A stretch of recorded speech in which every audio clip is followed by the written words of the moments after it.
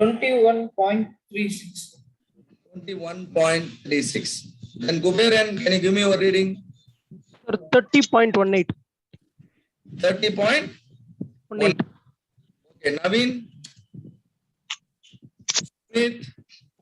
Sumit. Yes, sir. 20.83, sir. 20, sir. Yaar pesarde, yaar reading ide. Whose reading it is? Solupa. Develop reading unte 25.99, sir. 25.99. Right. Now Sumit. 20.83. 20.83. Then Aman. 25.20, sir. Right. What they want is, I want all of you to now look at the column number 3. Sorry, song number 2. Song number 2. Every box has 2 reading. Is that the readings are same? No, Same or different? But the song is same. Yes, sir. Song is same. Operator is same. Measuring equipment is same. Instruction is same. Environment is same. But readings are different. What is this error called? Repeatability or reproducibility error? Repeatability error. Previously, it was vertically, it was reproducibility error. One reading given was not reproduced by other person. Here, the same person is not able to read the reading. So, all repeatability error and reproducibility error will come and play in your reading.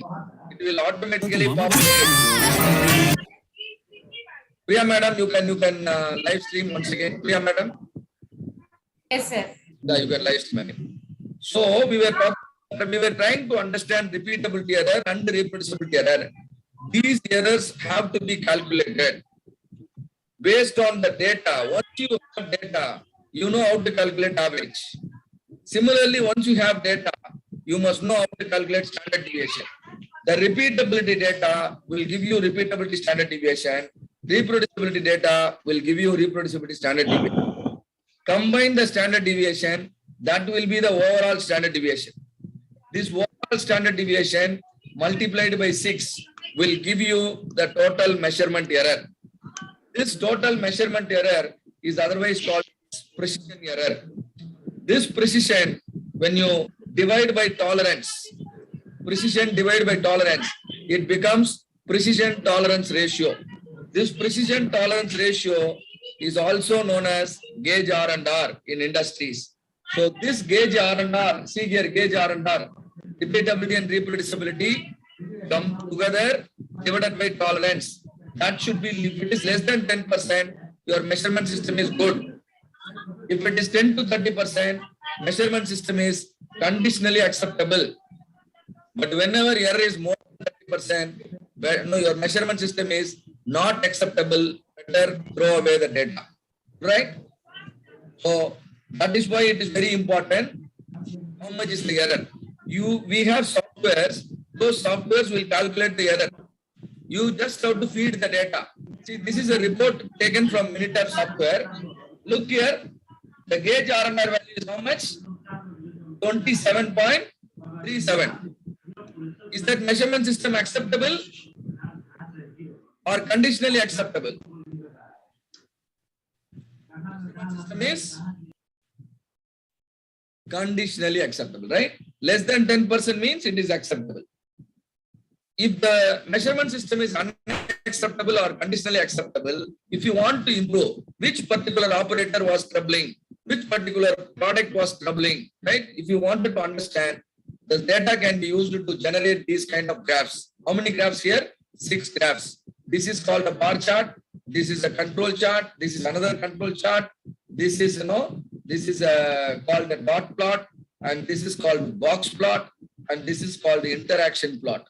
Using these 6 graphs, you can pinpointedly figure out who is contributing for the error, and then corrective action can be taken. So your measurements can be free from error, or otherwise at least you can control the error to less than 10% to make your measurement system acceptable.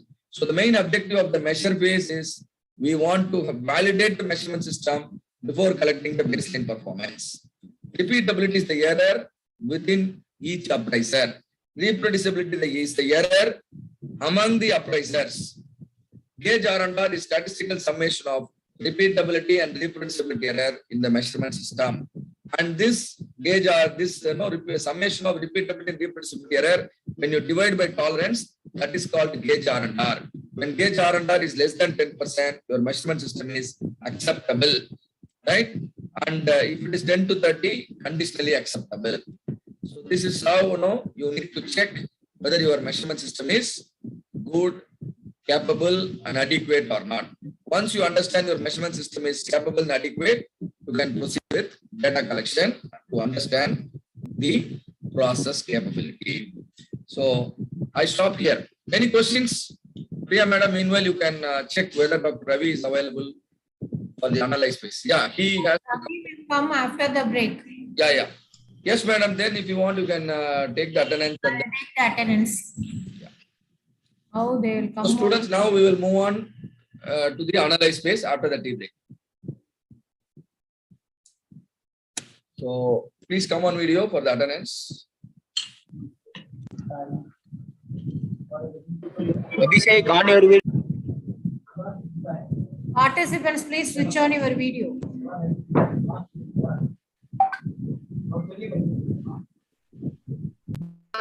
Abhishek bro video on பண்ணுங்க. இவன் தான் அன்சாரி, இவன் தான். எல்லாரும் நம்ம பிள்ளைங்க தான்.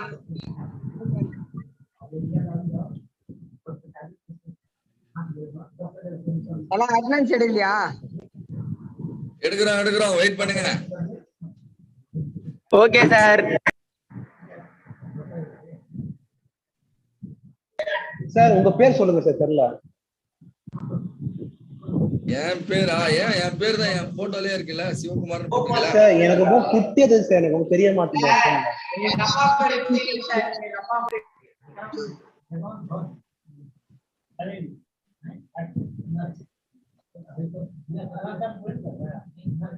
Very good. Yes, it's done, sir. Okay. So all of you go for a cup of coffee and then we'll meet by 11:45. Thank you, sir. Thank you, sir. Thank you. Thank you, sir. Okay, thank you, sir. Thank you, ma'am. Sir, love you, sir. Bye, sir. Thank you, sir.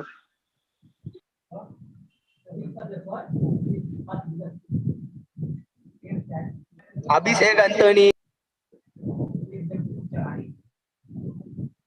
Abdul Basith. बोलो अमन. ஏய் Ansari இருக்கியாடா? Sir இங்க பாருங்க sir, class எப்போ போடுங்க? நீ sir இங்க பாருங்க. Mute है, म्यूट है. ஒன் செகண்ட் அப்போ சார். நான் போட்டோ சொல்றானா சொல்றேன் தெரியல. சரி இவர கால்.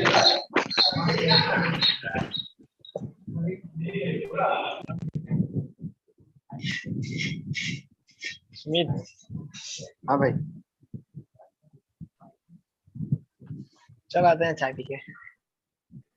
ए अभिषेक मैडी. हम पटना आ गए ना घूमने के लिए.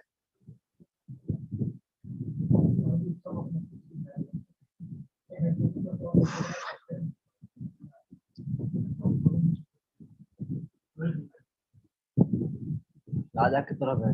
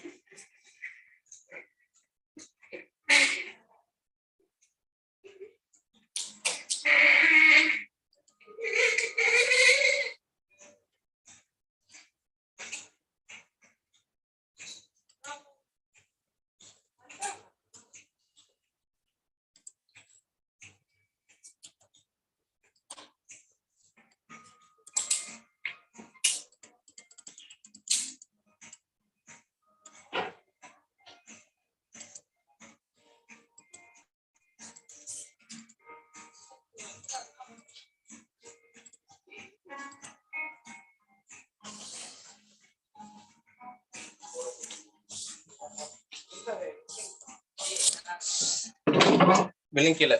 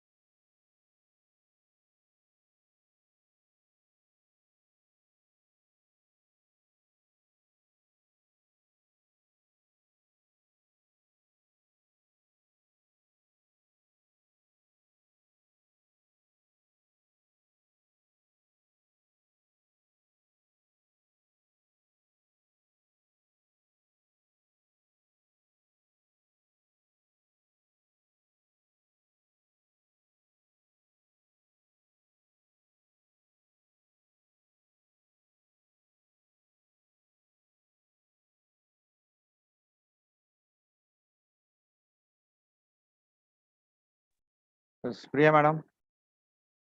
Yes, Ravi sir, shall we start? Yes, madam. Start பண்ணிடலாம். 5 minutes. Students start பண்ணலாமா? Attendance எடுங்க ma'am. Yes, yes. Ravi sir, Yes. start பண்ணலாம் sir. Let's start ma'am. Okay. Madam, please enable post for me. Yes, yes.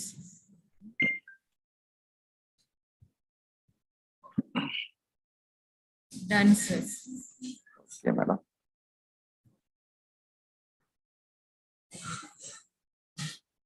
Yes, okay. Welcome back, all of you.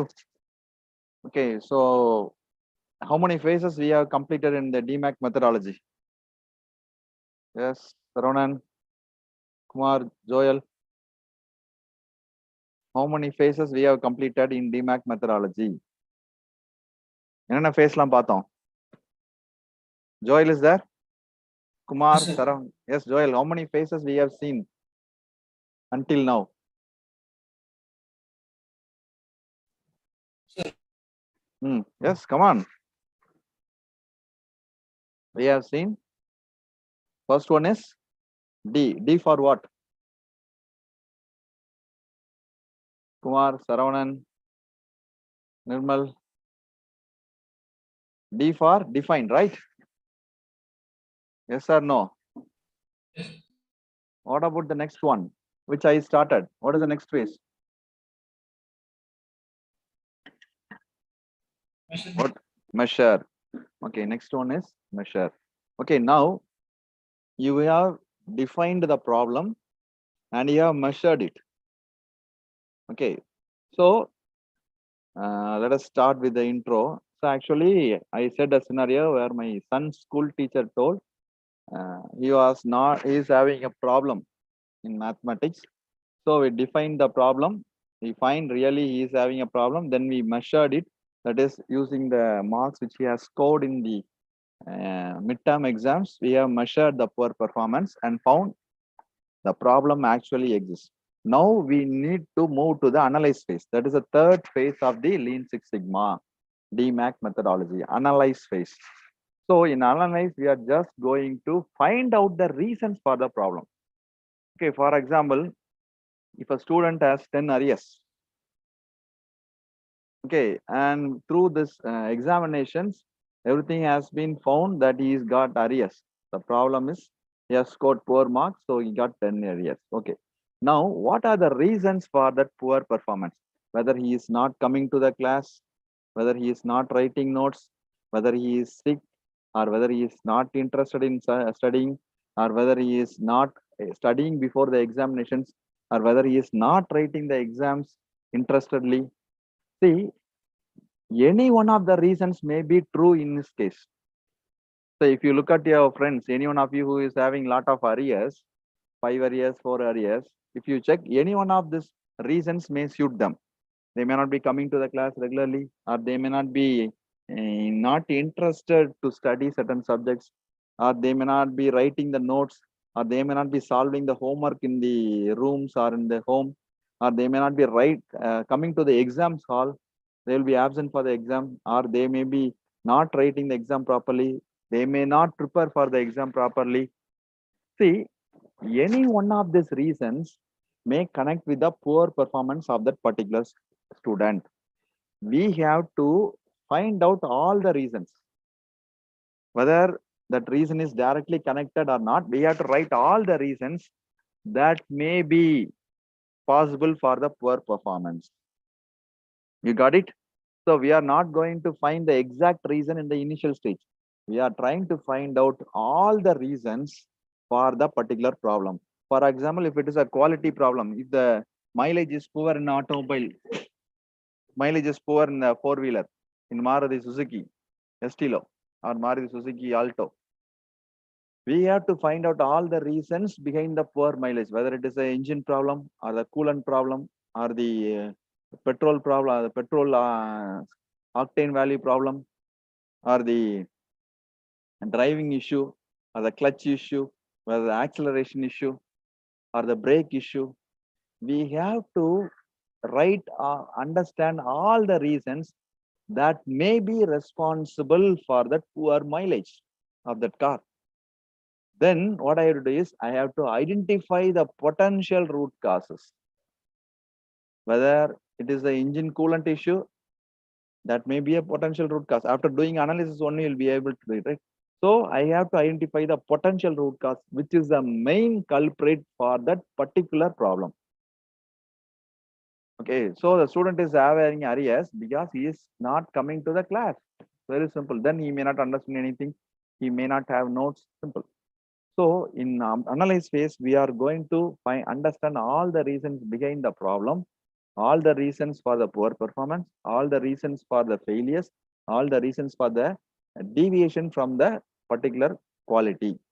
Then after listing all the reasons, we say because of the coolant oil issue, the mileage was poor for that particular Maruti Suzuki Alto 800. Then, as I said in Lean Six Sigma, we used to confirm everything by hypothesis testing only. In numerical methods, you would have studied a subject called hypothesis. That is a very important topic because you are going to decide everything based on data. Okay. Whether you are getting distinction with honors, or whether you are getting distinction, or whether you are getting first class or second class, what will decide that criteria? Any one of you? Joel, what will decide? Marks, sir. Marks. So mark is the data, a numerical value.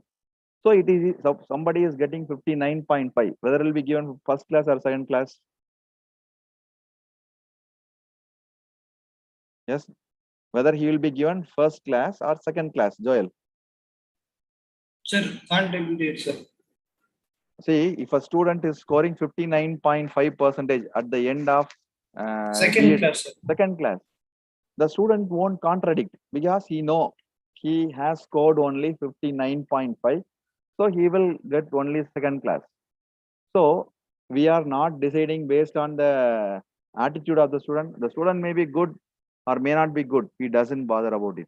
If he has scored 59.60.1 or 60, he will get first class. If he has scored only 59.8, he will get second class. So it is easy to decide based on quantitative data. Okay. If I say students have scored all than 60 will be selected for the job. Students who have scored less than 50, 60, they won't try for that because they know the minimum requirement is 60%. So if you have a quantitative data for decision making, it will be easy. No, there won't be any contradiction. So in Lean Six Sigma, we are going to decide that particular root cause is purely essential, purely responsible for that problem or not, using a hypothesis statement. So hypothesis statement will help you to decide which root cause is potential for your problem, which root cause is absolutely responsible for your problem. It will help you to decide based on the quantitative data, like first class or second class. If it is first class, 60. If it is second class, 59.8. Simple, no argument. So quantitative data will always help you to arrive at decisions easily. Then arrive on validated root cause. So once we arrive at the root cause, potential root cause, we can confirm whether this is the root cause and we have to validate it. So that instead of working on all other root causes, instead of working on all other potential causes, the team, your Lean Six Sigma team will work on that root cause only. For example, take a cricket match. The Indian team fielding is very poor and Indian team has dropped 5 catches. The next day, and as because of that, they may have lost the match. Next day, what the coach will do? He will put a fielding session because that is the root cause for the loss and it is validated by the experts. So he will give one whole week for fielding. He will drill all the players.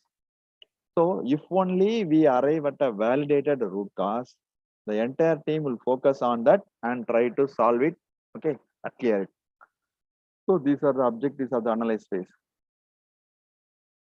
Okay, now as I said earlier, we have to execute. We are going to achieve these objectives through sequence of steps in Lean Six Sigma. First, we are going to list out all probable X. What is probable X? That is the input factors. See, for example, Joel, do you drink coffee? Yes, sir. Okay. You want to increase the taste of the coffee. What will you do? Okay, you are going to a canteen and drinking a coffee. It is not Sugar, as per sir. We'll add sugar. you have to Add sugar to. you will try to add sugar or you will try to add milk or you will try to add the coffee powder or you will try to increase the heat of the water which was added or increase the heat of the milk which was added. You will try to add some suppose if required you will add some other cream. Okay, so to increase the taste you can modify any one of this particular thing, all right? Starting from milk, coffee powder, sugar, water, okay, then heat.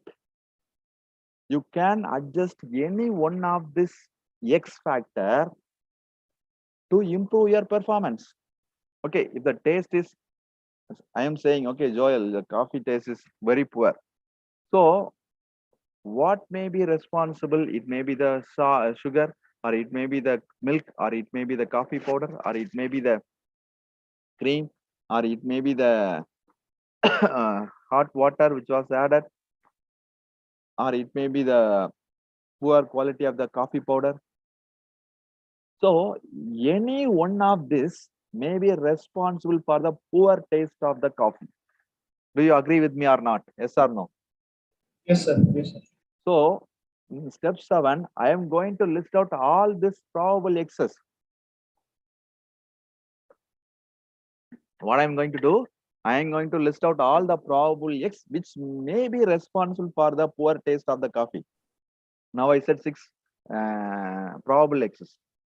Poor coffee powder, poor milk quality, insufficient milk or insufficient coffee powder, or poor insufficient water or insufficient sugar.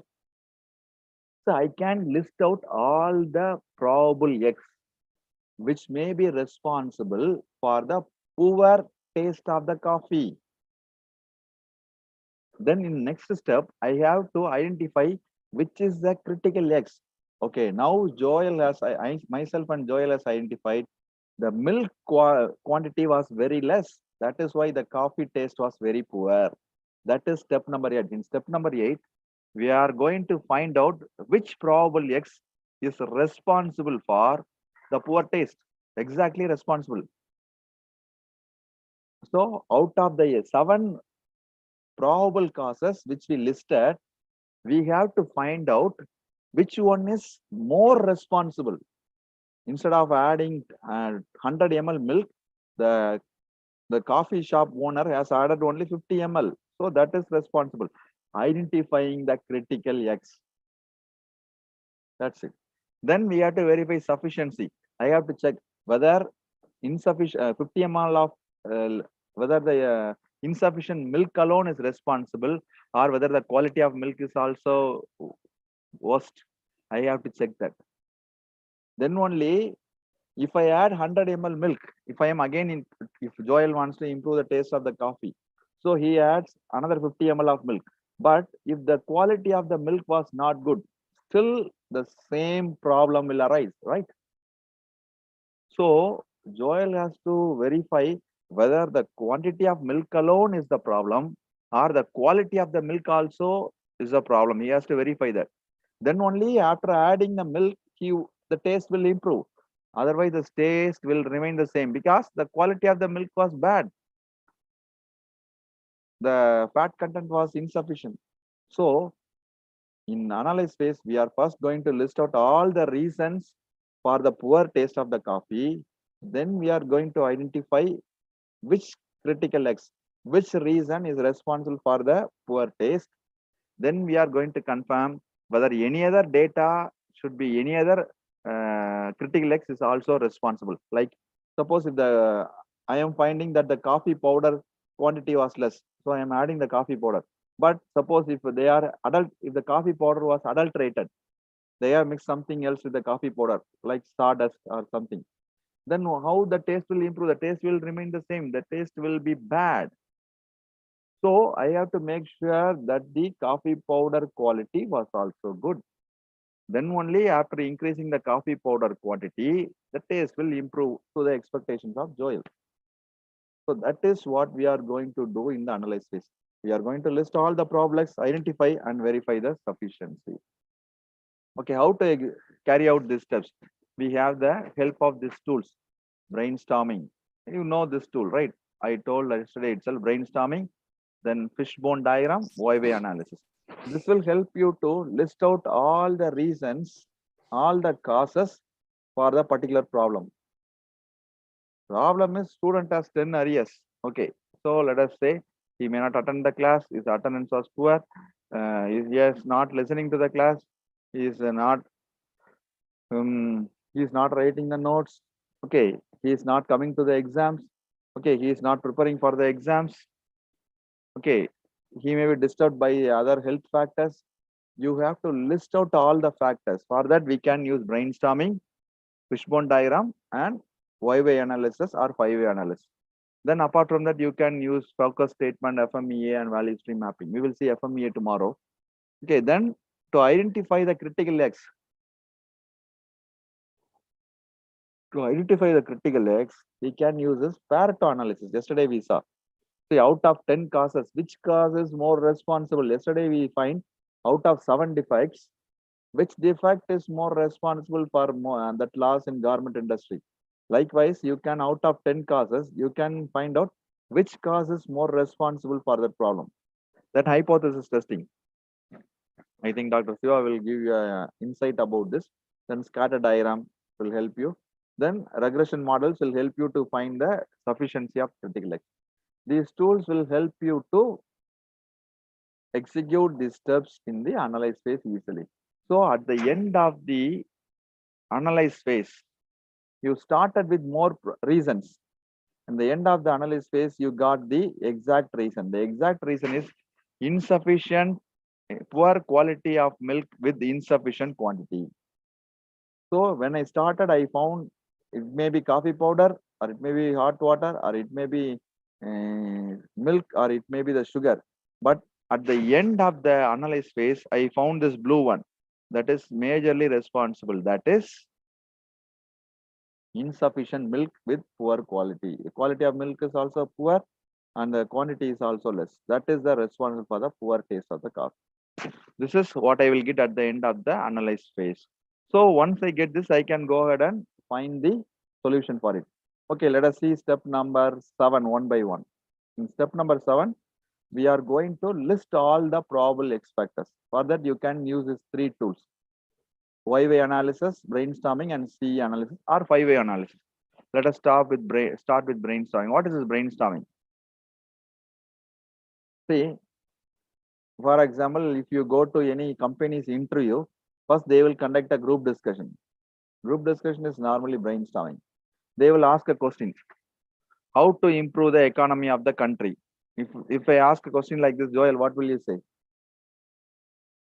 What will you say? How to improve the economy of the country? Have to do a budget and try to raise the economy. Sorry? If we put a budget, means we can evenly spread on the money, sir, so that we can wisely spend the money. Okay, so we have to put a budget and distribute the money properly, finance properly to the various states. Okay, and then we can start improvising our states one by one. As a result of that, the country will improve. So they will put this kind of scenarios and ask you to discuss. Most of the students will say their views. So the problem is the country has poor economy. If I ask what are the reasons for it, Joel, could you say any reason for the poor economy of the country nowadays? Leaders, sir. Sorry? Leaders. Yeah, absolutely right, man. You pinpointed it exactly. Leaders and the decisions are responsible for the poor economy of the country.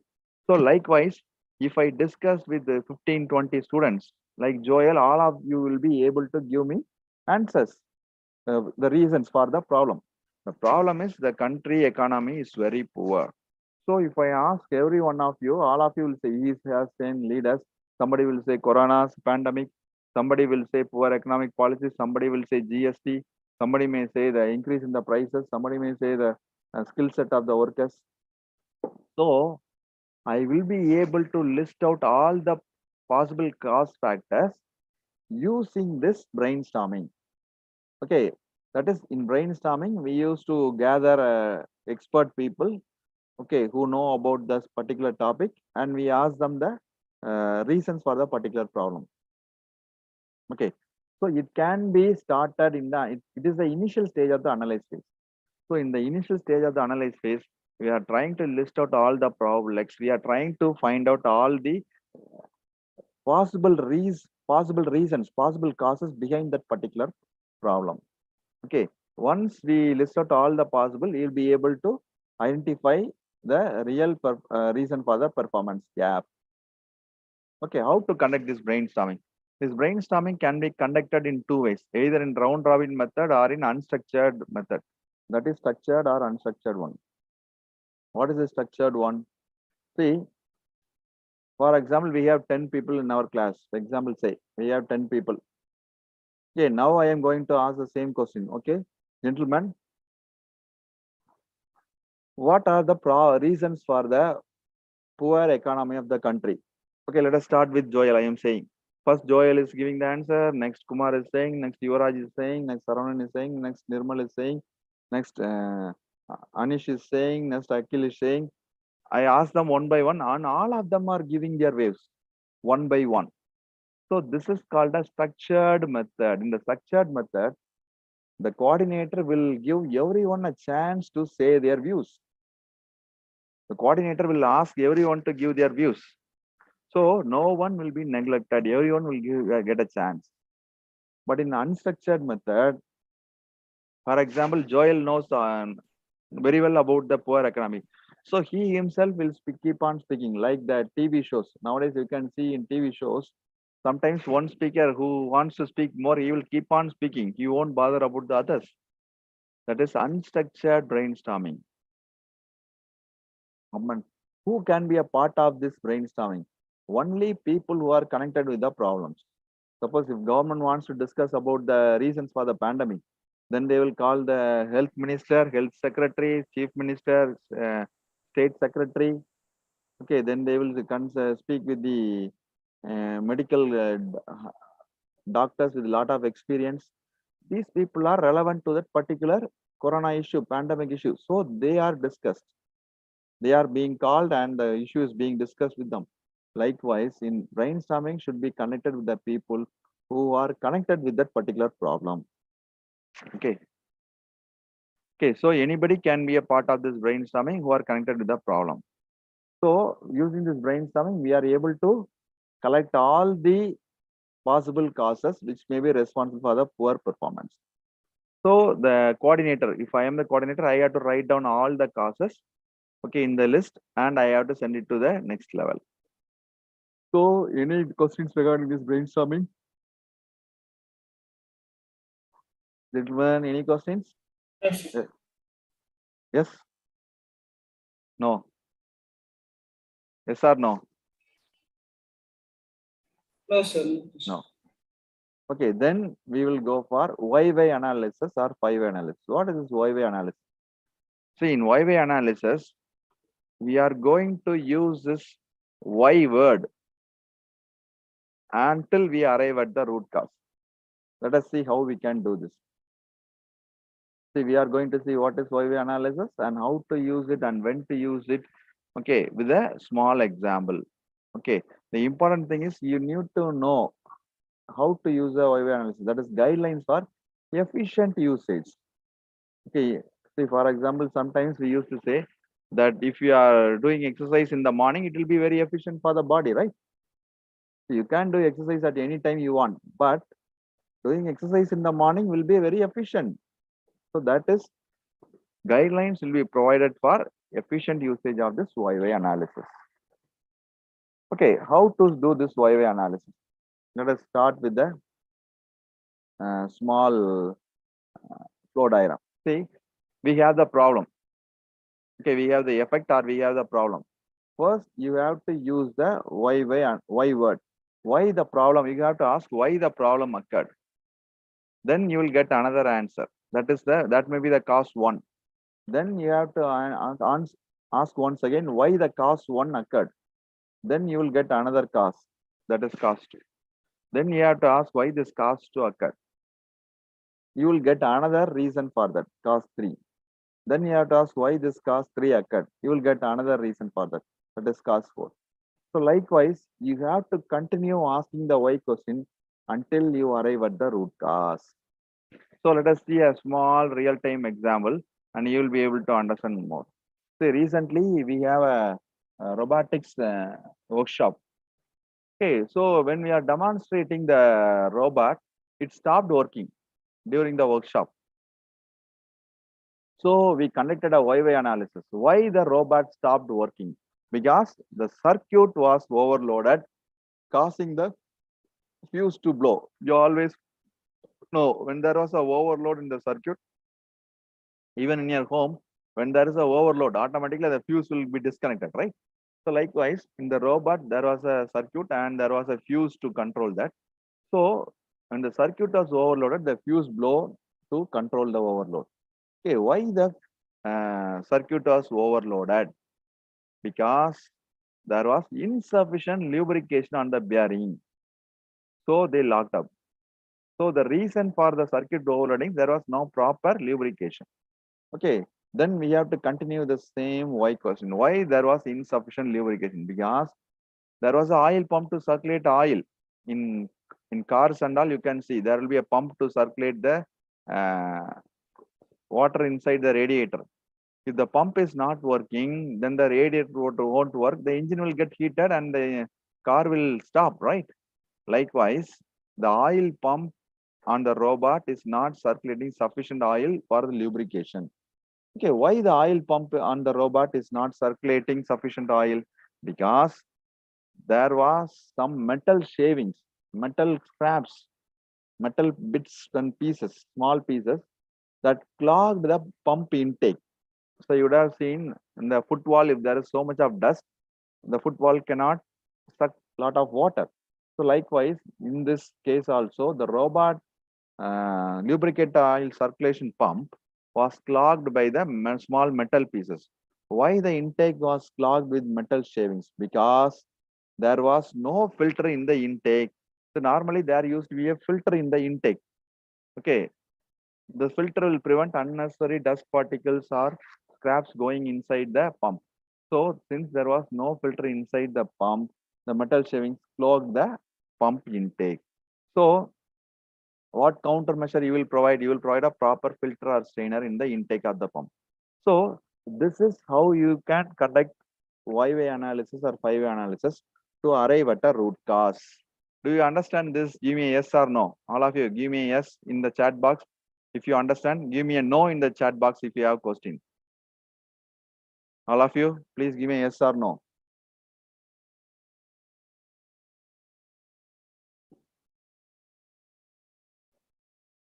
Only 4 has understood, huh?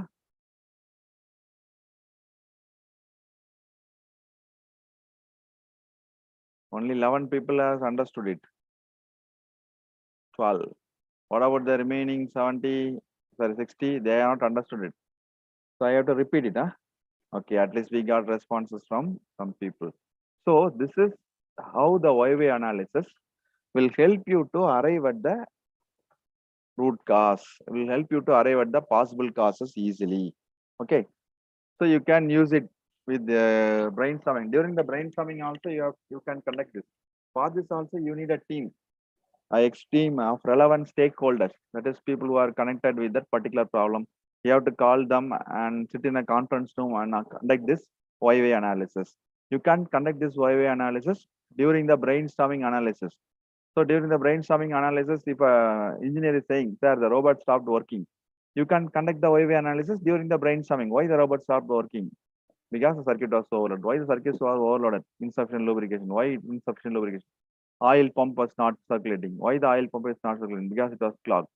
Likewise, you can conduct the Y-way analysis along with the brainstorming during the brainstorming. Okay, let us see one more small example, easy example. So normally, when you are late to the college, what will you do? When you are riding a bike, when you are late to the college, what will you do, Joel? Ride it fast. You will ride it fast. Okay, one day, one of my friend who was late to the office was riding at 125 kilometers in the GST road. So he was caught by the traffic police. So a simple Y-way analysis will help you to arrive at the root cause. Why he was caught? Why he was driving at higher speed? Because late to... if he was late to the work. Why he was late to the work? Yes, Joel, you can say that. Why he was late to the work? You can try. So, because day before night you would have some... Yeah, he get up late. Day before night, he may have some party or he went outside and he get up late. Why he get up late? Because so in the night he went to the party and come late and he put alarm in his mobile or in the alarm clock. That alarm did not work. So instead of waking up at 6 o'clock, he got up at 7:30. So since the alarm clock didn't work, why the alarm clock didn't work? Because the alarm clock batteries doesn't have chargers. The batteries are dead. That is why the alarm clock didn't ring. So the root cause is my friend forgot to replace the batteries. So now you can imagine why he was caught by the traffic police, because he forgot to replace the batteries. So this is how you can arrive at the root cause easily using the 5 analysis. So what is the solution? Since it is a small problem, we can say he has to change the batteries in time, or he has to get an electrical alarm clock and connect it to a UPS line, so the alarm clock won't fail again. So this is how Y-way analysis will help you to arrive at the root cause. Okay. How to use it? See, this is also conducted like brainstorming. We need a team to conduct this, and people who are highly connected with that particular problem should be a part of this discussion. And we cannot humiliate, or we cannot dominate people during this Y-way analysis and brainstorming. It should be discussed in a transparent and open-minded manner. Okay, it should be discussed in a transparent and open-minded manner. That is, nobody should be suppressed or dominated during the discussion. Apart from that, right why question must be asked. See, suppose my friend is late.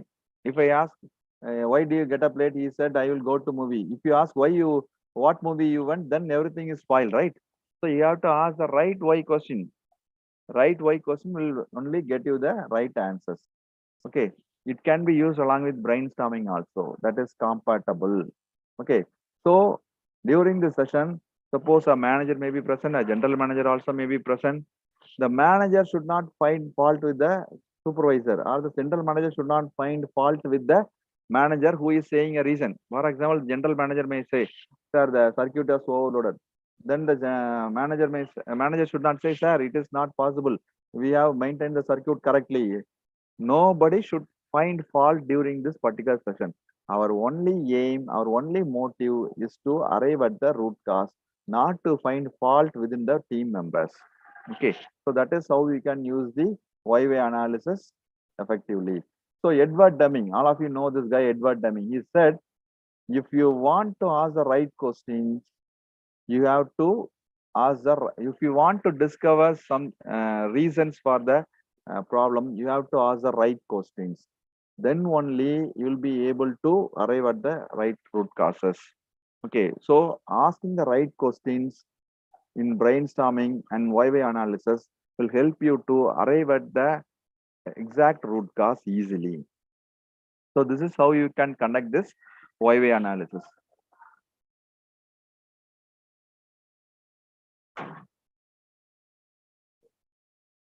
So you have a class, sir?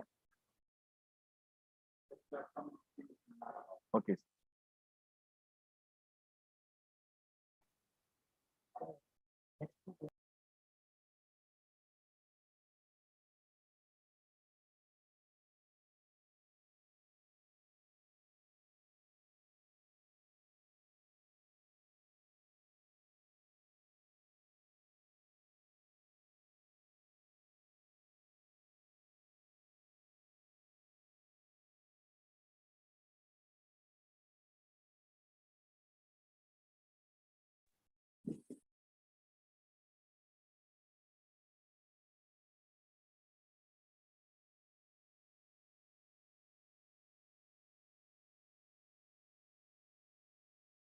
Okay, so any questions from participants?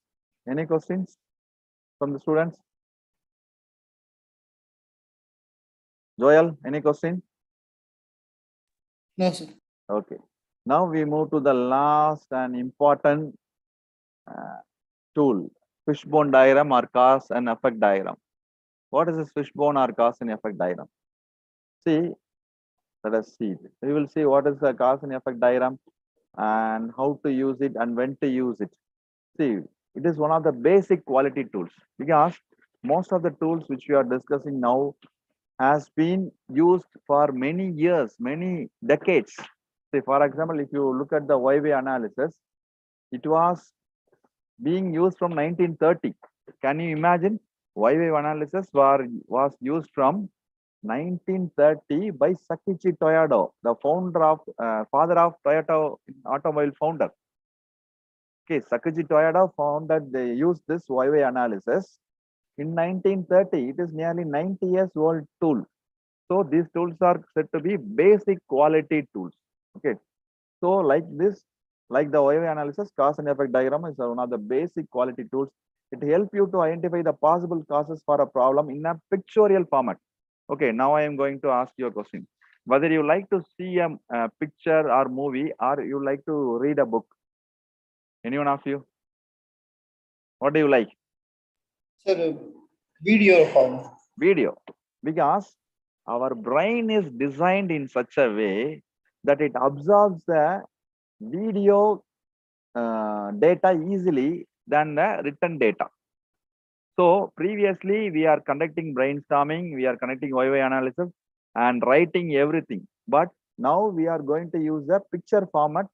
Okay, we are going to use a image format to find out all the causes, to post all the causes. So let us see here. We are going to categorize all the causes into different categories. What is it? For example, in your university, you can say, this is mechanical department student, this is computer science student, this is automobile, this is aeronautical, this is polymer, this is electrical, this is E&I. We use to categorize, right? Likewise, here also we are going to categorize the different causes into different headings. Okay, so it will be easy for you to understand. Previously, we are not doing that in brainstorming and OIV analysis. Okay, it is also called as fishbone diagram. So that is peculiar, right? The name is called fishbone diagram because it is going to look like a fishbone. You will see it, right? Don't worry. Ishikawa is a man, a Japanese man who found this. So it is also called upon his name, Ishikawa. So you can call this cause and effect diagram, cause and effect analysis, Ishikawa diagram or fishbone diagram. Okay. So let us see how to start this fishbone diagram. First, we have to write the problem on the right hand side. Then you have to draw a center line. That is called a center fishbone line. Then you have to draw branches. Sorry, you have to write the categories like mechanical, automobile, civil, electrical, electronics, computer science. These are all different branches, categories, right? Likewise, you have to write all the categories which the problem may be connected with. For example, if there is a product quality was poor, okay, you have purchased a chain sprocket for your two-wheeler, Duke. The quality was poor. The quality of the chain sprocket was poor. That is a problem. So it may be a problem with the raw material, or it may be a problem with the method which it was manufactured, or it may be the size of the chain sprocket, or it may be the people who manufacture it, or it may be the machine which was used for manufacturing the chain sprocket may be poor, or it may be the environment in which the chain sprocket was manufactured may be responsible for the particular problem. So you have to write all the possible categories for that particular problem. If you want, you can add more categories. If you want, you can remove anyone which I have shown you. It is just an example. Now you have to conduct brainstorming. What you have to do? You have to conduct brainstorming. You can connect it. Now it looks like a fishbone, right? So what you have to do? You have to conduct a brainstorming and find out all the possible causes below the method reason. See, we have to call the experts from the particular methodology, 5 or 6 people. I have to ask what may be the possible cause for that particular chain sprocket failure. They may say that we are using a milling process. The milling process may be created problem. We are using a machine hardening to on the top of the surface. Hardening may be problem. So you have to write down all possible causes. Like you are writing for coffee, right? Poor taste of the coffee may be because of the sugar, heat, milk. Like that, you have to write all possible causes below method. Then materials. Whether the raw material, what are the problems? What are the problems that may arise because of raw material? You may write down all the raw material possible causes. Poor raw material, insufficient raw material, you can keep on writing. Then measurement. Suppose the measurement device is poor, the sizes may vary. You can write out all the possible reasons below the measurement. Then the manpower, if the manpower is unskilled or not trained, or if he is unhealthy, or if he is ill, then that may be written. Then machine, suppose the machinery is used, if they are not good or if they are not maintained properly, they may create improper quality products. So you can write everything under the raw emissions. Then environment. Suppose if it is being created in a cold environment, the material may become brittle. So the environment in which the chain sprocket was manufactured. All these things has to be written using a brainstorming and YY analysis. All possible causes. Do you got this? Now, what you have to do is, we are going to see a real-time example through which you'll be able to understand more easily. See, we take the same problem. My friend was late for the work. So we put it in the form of a fishbone diagram. See, the brainstorming and the YY analysis, it won't be easy for you to understand. But this you can see, it is easy, right? Let us see what are the categories that will fit for the particular problem. Process. See, Joel, in the morning you are getting from a room or a hotel or hostel or home to the college. What are the things you will do, Joel? Sir.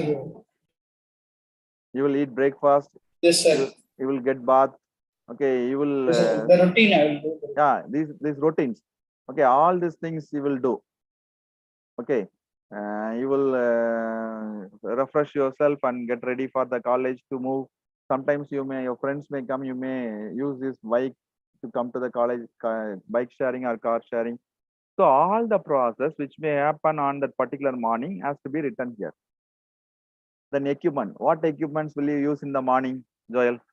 You may use a bike. You suppose if you are cooking, you may use gas stove, right? Yes. Gas stove. You may use hair dryer. You may use heater, or you may use a cooker. All the things which you are using during that morning, going to the office, car, everything, bike, everything should be written here. Then materials. What are the consumables you may be using? You will be using water. You will be using electricity. You will be using milk. You will be using cloths. Everything comes under the materials. Then people.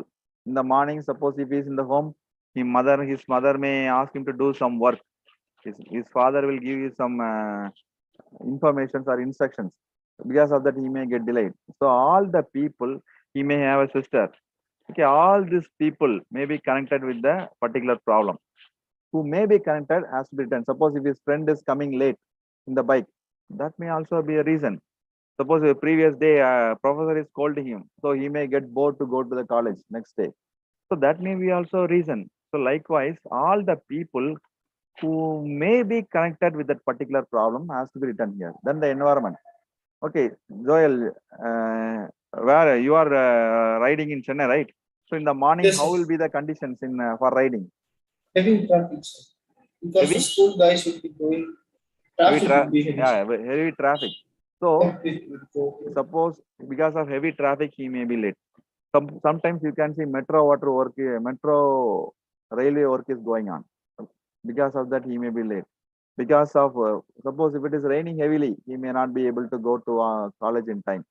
Because suppose he is riding in the traffic, suppose he is caught in 5 traffic lights. Each traffic light is costing him 5 minutes, 25 minutes gone. So all this environmental related issues which he cannot control may be also responsible for the delay to the college. So now you can see all possible causes has been written in the form of a fishbone. Yes or no? Yes, sir.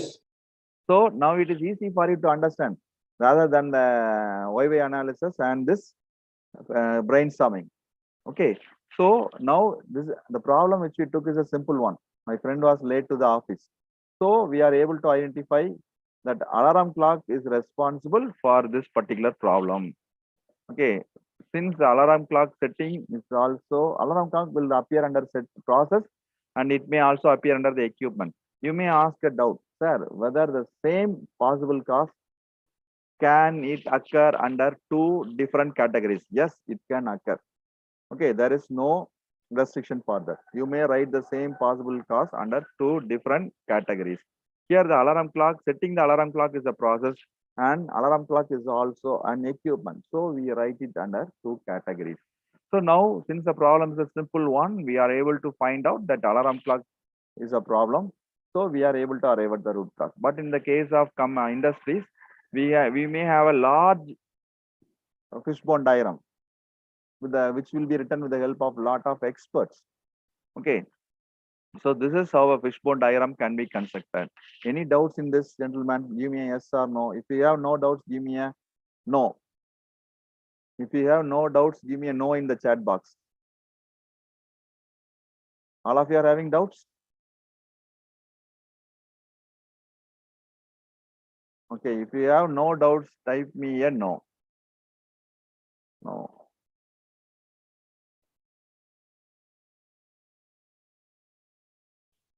Okay. Most of the people have responded. Okay, good. Now we will see another small example. You would have, all of us would have studied boilers in thermal engineering, right? Have you studied about boilers in thermal engineering? Yes or no? No. Yes, sir. Okay. In boiler, we are producing steam, right? So suppose if there is if the quantity of steam varies from time to time, what will be the reasons for that? What will be the possible causes for that? We are going to do a simple cause and effect diagram or fishbone diagram. You can see fuel may be the reason, the pressure system inside the boiler, the amount of water which is fed, and the quality of water that is fed into the boiler. All this may be responsible. So for that, you can conduct brainstorming and fill this fishbone diagram. Non-uniform flow of fuel, natural of the fiber used as a fuel, moisture present in the fuel, increased sugar content of that particular sugarcane fuel. See, like this, you can write all the reasons, and with the help of experts, we will be able to finalize the root cause also. Okay, in the next stage. So this is how the cause and effect diagram will be helpful for you to list out all the possible causes. Okay. So to start the analyze phase, we want to list out all the probable X, then we want to identify the critical X, then we want to verify the sufficiency of the critical X. Okay, so to execute the step number 7, that is for listing out all the probable X factors, we have used 3 tools: brainstorming, YY analysis, and fishbone diagram. So using the fishbone diagram, we are able to post all possible causes in the form of a diagram. It will be easy for the top management people to understand. So you would have noticed in meetings, whether they are putting everything in the form of text in meetings. If you look at any top management meetings, they will put graph sheets, pie chart, scatter diagram. Have you seen that in TVs or in any shows? Have you seen that? Yes, sir. Why? Because images are easy to understand. That is why they put pie charts, graphs or histogram bars, or scatter diagrams or fishbone diagrams. The reason is images and diagrams will be easy for us to understand. Okay, so this fishbone diagram is also a graphical image based tool which will help us to understand the reasons, causes easily. Any questions from any one of you gentlemen? Any questions?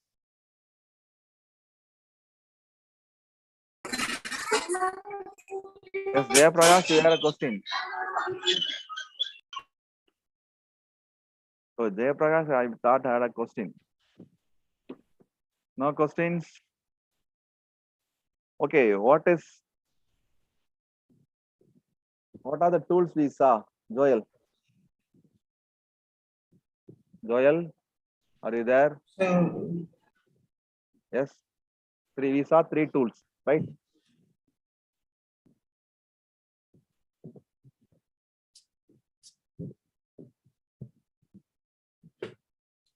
Yes, Joel, are you there? Joel has also vanished. Yes, what happened? Any other students? You can also try. Yes, Kumar, Yoraj. What are the 3 things we saw? 3 tools. Joel, what happened? Joel has gone on a sabbatical. Okay, we saw this brainstorming, YY analysis, as well as fishbone diagram to list out all the possible causes for the particular problem. So in the last one we saw was the fishbone diagram. It was such a wonderful image-based tool. So we are able to post every possible cause in the image. So that will be easy for the top management to understand and accept our proposal without any resistance. Okay. So I believe with that you are able to complete step number 7, that is listing all the probable X factors. Okay, now I believe we have to move to the next 2 steps, that is identifying the critical X and verifying the sufficiency. I think that will be done by Dr. Shiva, who is among us. Now, Dr. Shiva, I hand over the session to you. Right, doctor. Thank you very much. So once again, good afternoon, all of you. And the remaining 40 minutes, I would like to take all of you through on the important phase of the analyze phase, understanding the criticality of a factor. Whether a factor has a relationship with the problem or not. If the factor has a relationship with the problem, then definitely no, it should be a critical factor. And then if the criticality is understood or the kind of relationship is understood, then solution can be easily offered in the next step, right? So depending on the data type, depending on the relationship, we use different statistics and then we use different testing procedure to validate the criticality, right? So I'm sure all of you have studied the data type. There are 2 types of data type exist. One is continuous and the other one is discrete, right? And now we are going to study one important tool which can help us to understand the relationship between 2 continuous variable. The relationship between 2 continuous variable, which is nothing but correlation analysis. Shall we go for it? All of you are ready? Yes, sir. Yes, sir. Very good. So we'll understand what is correlation analysis, right? So what is correlation analysis? And then there is a metric called Pearson correlation coefficient. This will help us to understand the strength of the relationship. And then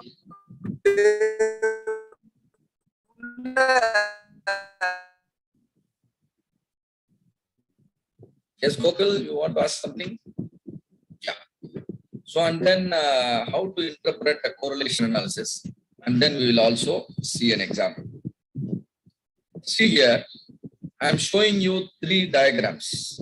I'm showing you 3 diagrams. Diagram number 1, 2, and 3. If you look at the diagram number 3, you have an X variable. You also have a Y variable. See here, X variable, and this is Y variable. In correlation analysis, we call Y variable as response variable, X variable as predictor variable. So the name of the X variable is predictor, name of the Y variable is response. What is our goal now? We want to understand the X and Y has any relationship. We want to understand whether X influences the Y. If X can influence the Y, it means X is one of the critical factor. So in order to understand, I collect some data about X. I also collect some data about Y. And then I plot it in a diagram, which is called, a scatter diagram. I plot it in a diagram called scatter diagram. Now, when I look at the scatter diagram, I see, all the points are completely scattered. Like how the sky looks like, how the stars look like in the sky. Same way, the points are scattered. And that's why this diagram is also called a scatter diagram. If you see all the points looking completely scattered, you can conclude there is no correlation between the X variable and Y variable. In fact, by looking at the scatter diagram, I can even say there is no relationship between X variable and Y variable. Whatever value I change to X, that is not actually helping me to, drive Y in any specific direction. So that means there is no relationship between X variable and Y variable. How many of you understand my explanation? How many of you understand? All of you are able to understand? All of you are here with me in the meeting? Okay. So, right, I could see messages in the chat box. Good, fantastic. So that means all of you are able to understand. But coming on to the next diagram, the first diagram, when I keep on increasing the X variable, what happens to the Y variable? Y variable also keeps on increasing. You can clearly notice a pattern of relationship between X variable and Y variable. That means your Y variable is strongly influenced by X variable. That means your X variable is critical to Y. That means the X variable is the root cause or one of the root cause. When you see the points forming a straight line pattern, then you can conclude that there is correlation between X variable and Y variable. Moreover, as the X increases, Y is also found to increase. So the relationship is called positive correlation. If you look at the curve, it is falling in a perfect straight line. So relationship is not only positive, it is strong. Clear? Now coming to the next diagram, second diagram. Here also the relationship is strong. But here the difference is when I increase the X variable, what happens to the Y variable? Decreases. So this is called strong negative correlation. So the first two diagram has a pattern, has a linear pattern. So there is correlation. This third diagram, there is no pattern, there is no linearity. So it is concluded as no correlation. Hope all of you understand how correlation is helping us to measure the linear relationship, right? And this diagram is called scatter diagram. All of you are with me? Understand so far? Right. In order to understand the strength of the relationship, either you can look at the diagram or you can calculate Pearson correlation coefficient. This is the formula. All of us have studied, right? 1 by n minus 1 summation of x minus x bar divided by sx into y minus y bar divided by sy. When you have a set of x value and y value, then average of the x is x bar, average of the y is y bar. Then standard deviation of the x is sx, standard deviation of the y is sy. Xi is the individual x value, yi is the individual y value. N is the number of data you have. Now, when you substitute, you get your R value. Please note, this formula is designed in such a way that if the relationship is perfect linear, perfect straight line like this R will become maximum of 1. R equal to 1 means perfect linearity. Suppose if the pattern is perfect straight line, but relationship is negative, then your R will become minus 1. So the value of R will range between plus 1 and minus 1. So if it is close to 1, the relationship is considered perfect linearity. If it is close to 0, the relationship is considered no correlation. No correlation, no linearity. So 0 to 0.4 is called weak correlation. 0.4 to 0.7 is called moderate correlation. 0.7 to 1 is called strong correlation. So 0 to plus 1 is positive correlation. 0 to minus 1 is negative correlation. Right? So now I am showing a diagram here. What is this diagram? This is a scatter diagram. The x-axis talks about the calorie consumption. All of us consume food, right? When we consume food, it simply means we consume calories. When I consume more calories, what will happen to my weight gain? My weight gain will increase. So look at the points here. What kind of relationship the point has here? Is it a positive relationship or negative relationship? Can you answer this question? Looking at the blue color dot, tell me, is this relationship is positive or negative? Come on, type in the chat box or you can speak out. What is the kind of correlation you are seeing? Is it positive correlation or negative correlation? Positive. Very good. Positive, sir. Positive, not negative. Positive, sir. As X increases, your Y is increasing. See here, blue color dots are continuously going up. If you come towards the X, what happens to the Y? Y is going up. So this is called positive. And now this more or less resembles a straight line. Look here, it is more or less like a line. So you can safely conclude the relationship is strong positive. If you don't have a good eye, if you are not able to understand it is positive, if you are not able to understand it is strong, you can use the formula. Do you now understand why do you require a formula? Right? If you can't make out with your normal eye, which the God has given to you, you can rely on this formula, right? So now let me test your understanding. Yeah, always when you are studying the relationship, you need two things. One is Pearson correlation coefficient, which is the R value.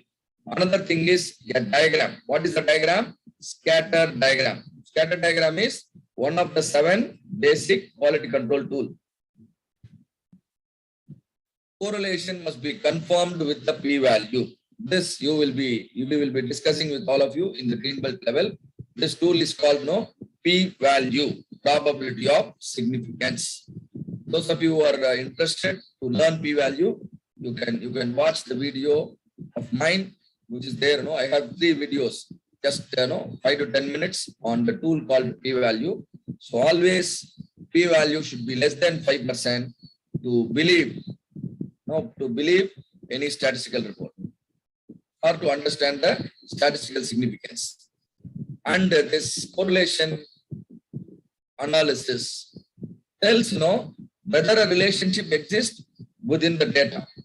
But the reality, whether the statistical conclusion and the practical conclusion will be same or not, for that always you must use the common sense, right? So statistical report is good, statistical analysis is good, but ultimately the common sense matters a lot. So never conclude the relationship is cause and effect just because of any statistical analysis.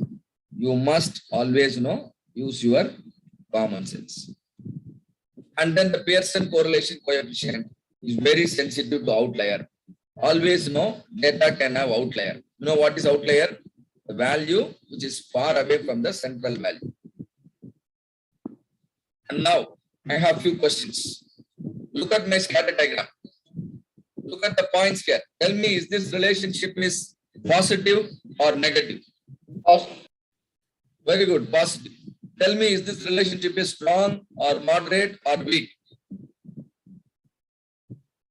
Is this strong or moderate or weak? Strong. Strong. Why do you say strong? The points are close to the line. If you are those of you who are not able to notice, look at the Pearson correlation coefficient value. How much is the value? 0.9. 0.91, sir. 0.9 is very close to 1. That is why we conclude, this is strong positive. Now this one, what is the correlation here? Negative.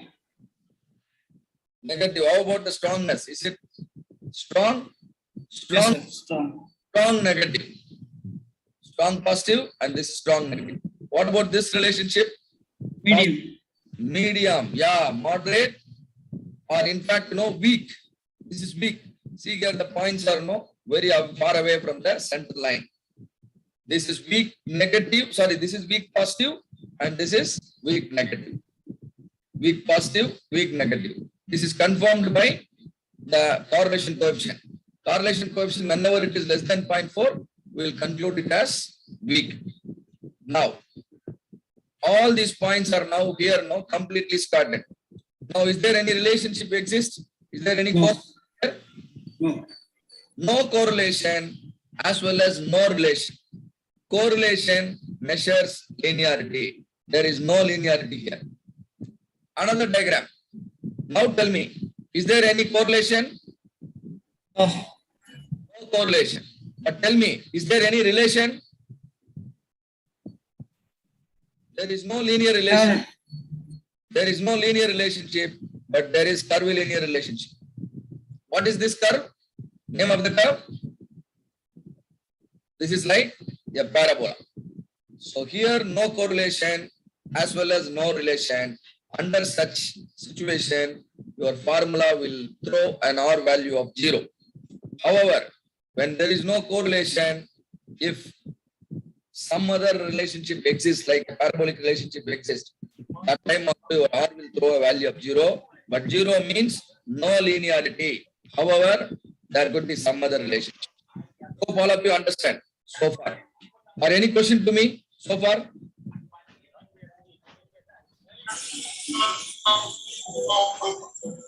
Why are we studying the relationship between two variables?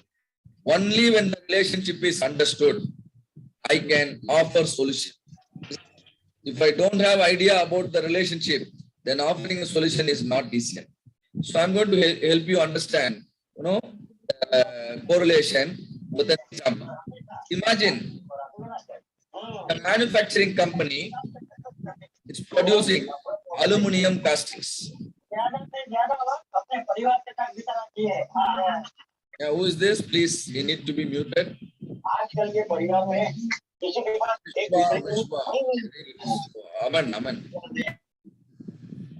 Aman, you have to be muted. See here, a casting manufacturing company, they have a problem of porosity. You all know porosity, right? Some blowholes inside the casting. We call it porosity. And the cause and effect analysis, YY analysis, brainstorming, experts' opinion, all of them told that hydrogen content must be optimized. If the hydrogen content is more, then porosity will be more. If the hydrogen content is less, then porosity will be less. This is the opinion the team has given while trying to reduce the casting defect. So you wanted to verify whether really a relationship exists. So you collected information about hydrogen content. You also collected information about porosity. Hydrogen content is the X variable. Porosity is the Y variable.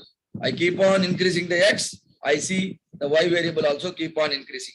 What does it mean? It simply means there is a relationship. It simply means hydrogen content is influencing the porosity. So I'm plotting a scatter diagram. Look here, a scatter diagram is plotted. Looking at the scatter diagram, is there a relationship? Yeah. Is there a positive relationship? Yes. Yes. The points are continuously going up. The relationship is positive. But is this relationship strong or moderate or weak? Moderate.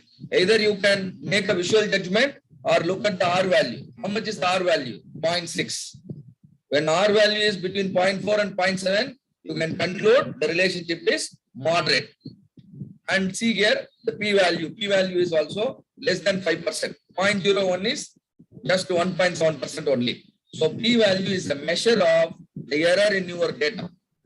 Error for doing analysis must be less than 5%. So that is why P value is important. And then I want to understand how much influence the hydrogen content has got on the porosity. For that, I want you to square the R value. What is R known as? R known as Pearson correlation coefficient.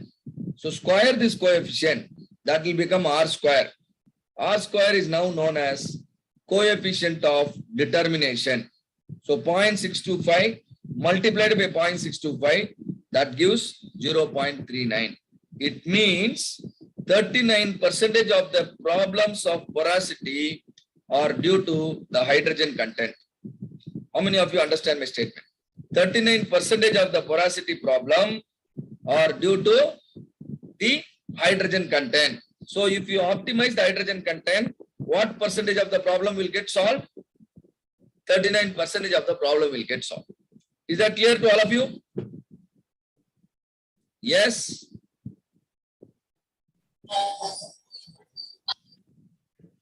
Okay. One more example. Calories consumed and then weight gain. You all know calorie consumption, what we eat daily basis. And then weight gain in terms of grams. This is in terms of calories. This is in terms of grams. What is your opinion, all of you? When I consume more calories, Do you think my weight will gain or my weight will reduce? Weight will gain, sir. Weight will gain. That means the relationship is positive, right? So let us check that with the help of a scatter diagram. See here, I plotted a scatter diagram, and now the curve is like this, and the Pearson correlation coefficient is 0.97. Now tell me what kind of relationship it is.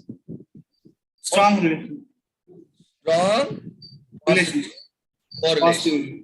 Strong positive correlation. You should always calculate coefficient of determination. Coefficient of determination is here, R square. 0.97 multiplied by 0.97. That means 0.94. So 0.94 means 94%. When you control the calorie consumption, 94% of your problems related to weight gain can be solved. How many of you understand? 94% of the problems related to weight gain are because of the calorie consumption. Control the calorie consumption, your weight gain problem will be solved. Hope all of you understand what I'm explaining. So correlation analysis helps us to predict the linear relationship that may exist between X variable and Y variable. Always the correlation coefficient will range between -1 and +1. When it is close to 1, we call it perfect linearity. When it is close to 0, we call it no linearity or no correlation.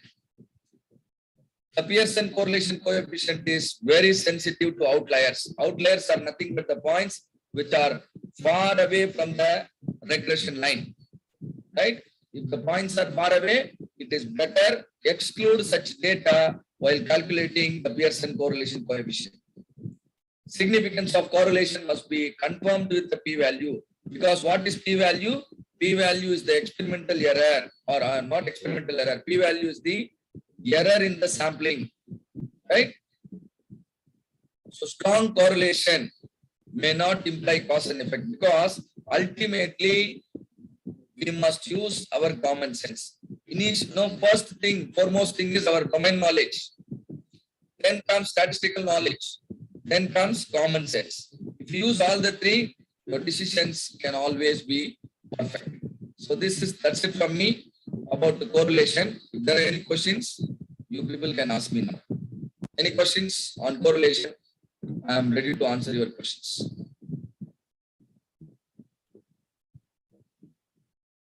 Come on.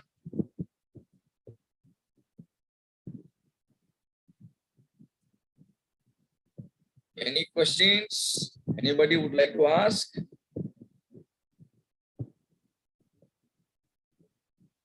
All of you understand? Come on, Pa, why are you not talking?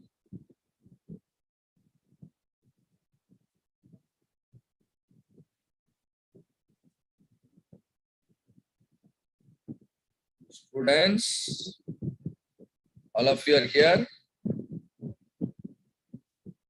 All of you are here.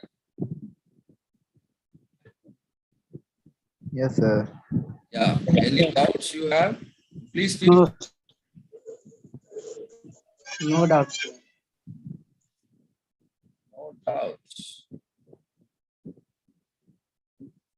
Okay, then I will explain you some easy way of conducting analysis. Do you remember I told about some softwares, right? One basic software is Excel. Another software is Msme-Tdc. So let us see, how we can do some analysis or correlation analysis in Msme-Tdc. Just give me a moment. My file is loading. Yeah, it is loaded now. See. All of you are able to see my screen? Yes, sir. Yes, sir. This is called Msme-Tdc software. I'll type here. This is called Msme-Tdc software.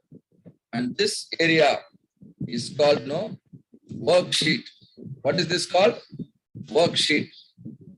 And this area is called session window. session window will give the report. Will give the report of the analysis. And in the worksheet, you can have your data. Right? Is this much clear? See here, in column 1, we have weight gain. In column 2, we have calories consumed. Now tell me, which is X variable and which is Y variable? Calorie consumed and weight gain. Which is X variable, which is Y variable? Come on, Pa. I want to know X variable. I want to know Y variable. X is independent variable. No. X variable is calories consumed. Because this you can control. What you can directly control is always X, right? And weight gain, this you can control, but I will say no, indirect control. Why indirect control?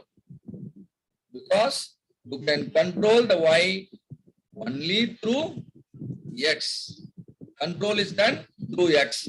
So this is the definition of X variable and Y variable. Calorie consumption is a continuous variable. Weight gain is also a continuous variable. You know why both are continuous variable?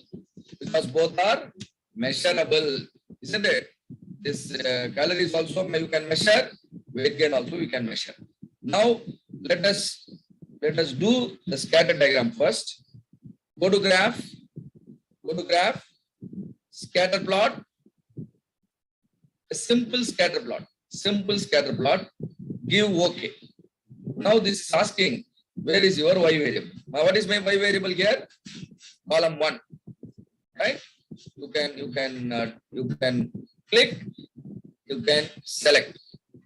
Another method is you can double click. Now X variable, click, select. Now what are you supposed to do? You are supposed to give OK. What is the graph coming? What is the name of this graph? Come on, students, what is the name of this graph? What is the name of this graph? Calorie consumption. Scatter plot of weight. You call it scatter plot or you call it scatter diagram. I repeat once again for all of you, very, very useful thing. You can develop beautiful project reports. Graph, scatter plot, you can choose anyone. Suppose you want the line also to be visible, choose the third one. Okay. And now Y variable. Y variable is column 1. X variable is column 2.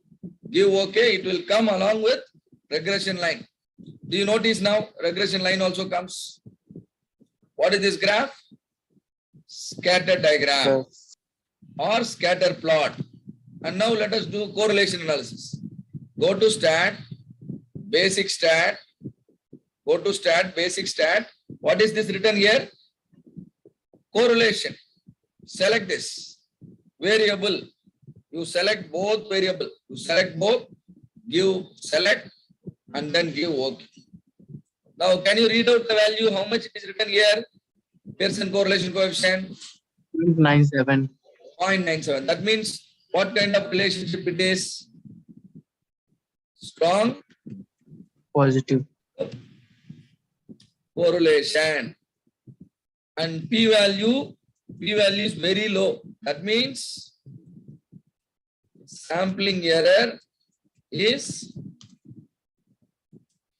low. When sampling error is low, no, the factor is critical. Factor is critical. Clear? All of you understand? So what is this factor here? Calorie consumption. If you control the calorie, you will be able to control the weight gain. Any doubt? Anybody would like to ask me? Come on. If you ask, I can help you with lot of information. Any doubt?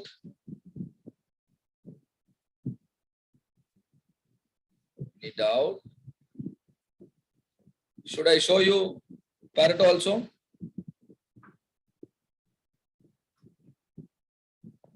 Shall we see Pareto? Yes, sir. Don't worry, I'll finish in another 5 minutes.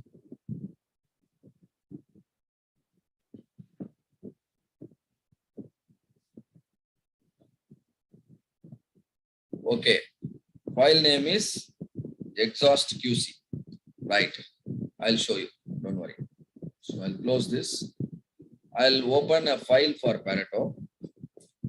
So file, open worksheet, project data, exhaust QC. Exhaust QC. Now I have opened the data file, project data file. All of you are able to see my data file? All of you Yes, sir. see here, missing screw 274, missing clip 59.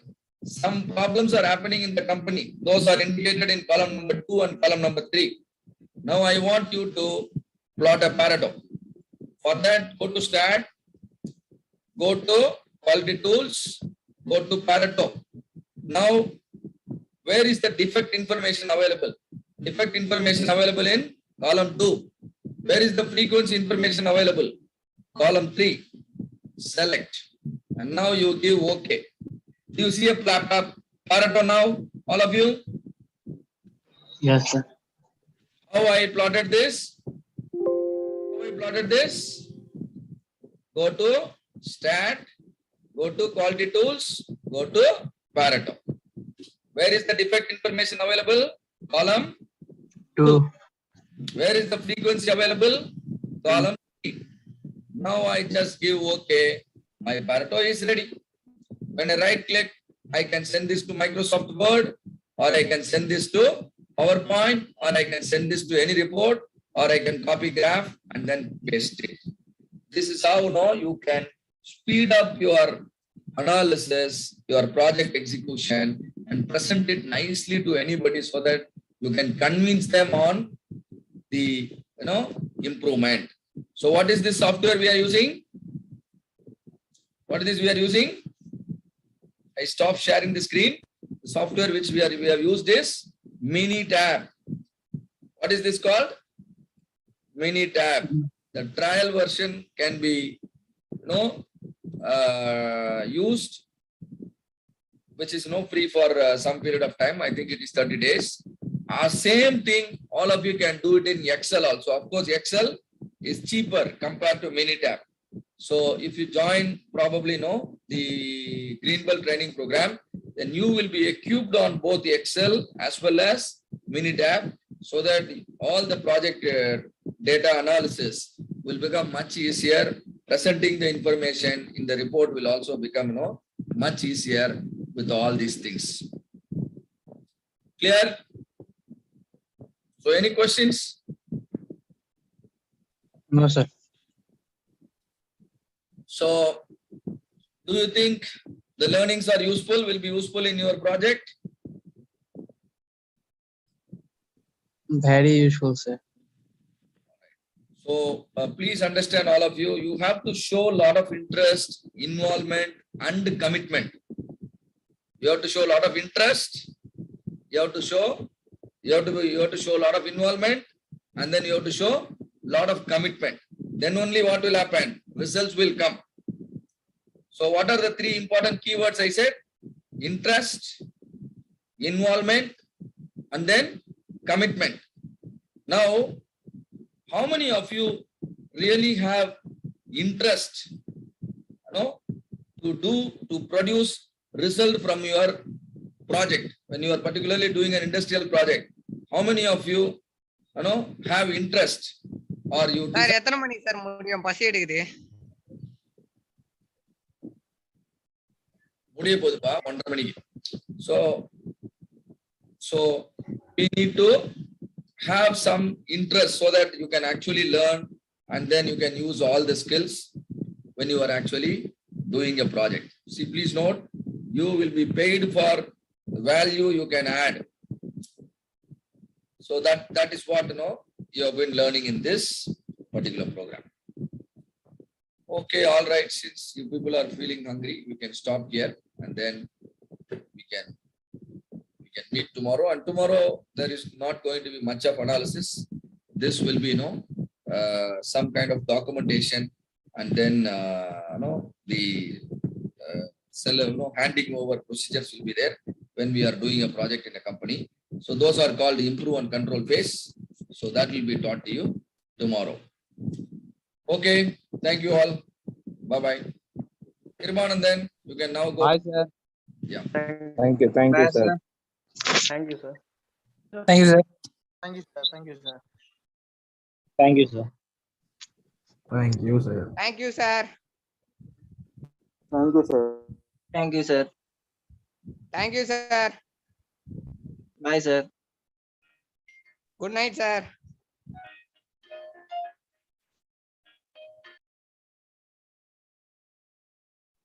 Sir, can we leave the meeting, sir?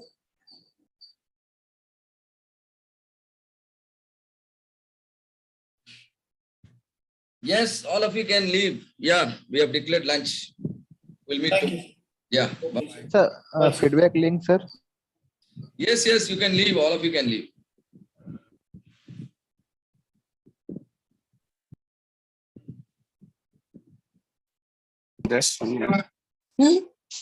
That is the